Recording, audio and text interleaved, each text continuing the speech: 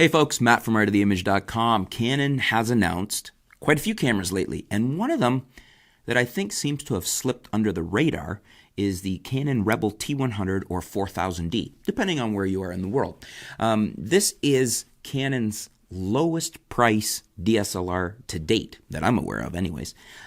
It's supposed to be coming in at around $385 US. That's for body only. Now, for those of you that aren't aware of this, it's an 18 megapixel APS-C CMOS sensor. So that's the older Rebel sensor that was in a lot of the cameras. Like I believe the T6i had that, and going back quite a ways, they used that sensor for quite a few iterations of the Rebels. And even the 70D, the Canon 70D, which I'm a big favorite of. Obviously, I like the 80D now. It's been replaced, but the 70D is still a good option. It had a very similar sensor. It's a 20 megapixel sensor, but they were very similar sensors, 18 to 20. It was 2 megapixel difference. So basically what I think Canon is doing here is building a fairly competent but extremely low-priced DSLR to corner the absolute low end of the market and to convince people, or to make the barriers to entry relatively low, $385 for a body only for a DSLR, to step up from your cell phone or your point and shoot. You know, an 18 megapixel Digic 4 processor, you got up to 6400 ISO, you got full HD 1080p up to 30 frames per second, you got 3 frames per second continuous shooting, 9-point autofocus, you got a 2.7 inch 920K dot LCD monitor. You got the intelligent auto mode, creative filters, Wi-Fi. It's not a bad offering, at least at first glance. Now, one of the big things that I have concerns about this camera is it has a plastic lens mount. That right away does not sit well with me. I understand you've got to cut corners somewhere to lower costs. But if we go over to a SL2, which, as you know, I've been shooting a lot lately, reviewed it here, and I'm a big fan of, you could pick up an SL2 body only for $550.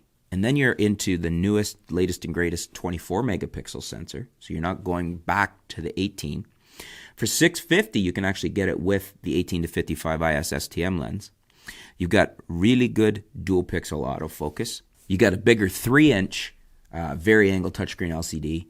You've got full 60p HD, you've got a microphone in, you've got Digic 7, which is a more advanced processor. I mean, you basically essentially got a mini 80D here, and that's why I love the SL2, why I've been having so much fun with it, is it's small, it's compact, it's lightweight, it's a very, very capable camera.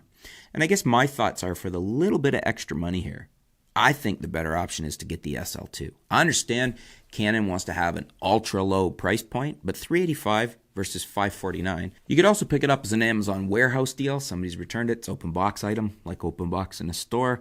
You could get it as a refurb, and you could get a used one for less than that. And I guess I just think that you're getting a lot more with the SL2 versus what you're getting out of this new T100 4000D. I think there's a lot better specs in the SL2, and I think, for me, almost anybody I would encourage to step up, find that little bit of extra cash and step into an SL2 than to get this T100 4000D. It just seems a very under-spec'd camera despite the low price. So I wanted to throw that back to you guys. What do you guys think? Is it a good thing? Do you think that was a good move of Canon's? Do you think there are still people that should consider a T100 or 4000D? Or do you lean more towards what I'm saying, that, yeah, step into an SL2, get a used 70D, buy something, a better camera for a very close price, and just get a lot more camera for your money? What do you guys think? Let me know in the comments below. Let me know if you think there's a place for the Rebel T100, the 4000D. Or would you rather them see somebody that's considering that step into an SL2 for the little bit of extra money, as I'm suggesting? Just curious to hear what your feedback is. Maybe I'm off base here. Maybe you guys in general think that there's a lot of people that would be better served by this low price point camera just to get into the system. Let me know in the comments below. Interested to hear what you have to say, and stay tuned. We'll be back soon here at artoftheimage.com.